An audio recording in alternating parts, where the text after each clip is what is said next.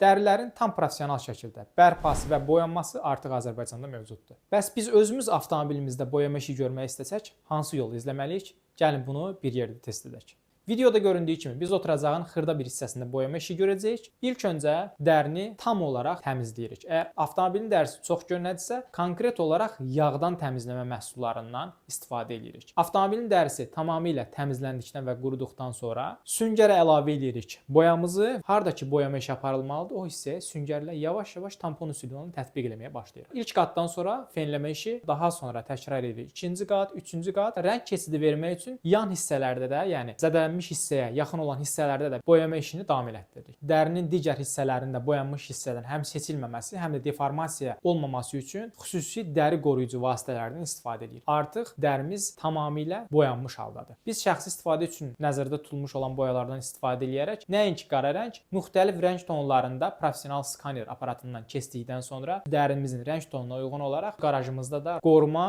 bərpa, boyama işini apara bilərik. Əgər sizdə də dəridə boyanma işinə ehtiyac varsa, boyanma işi aparılacaq yerin detallı videosunu zəhmət olmasa bizə WhatsApp vasitəsilə göndərin. Biz sizə ətraflı məlumat verək. Bu işi hansı formada, hansı vasitələrdən istifadə edərək aparmaq olar. Bizdən bu günlük bu qədər. Hər zaman dediyimiz kimi canınız sağ, avtomobiliniz təmiz olsun.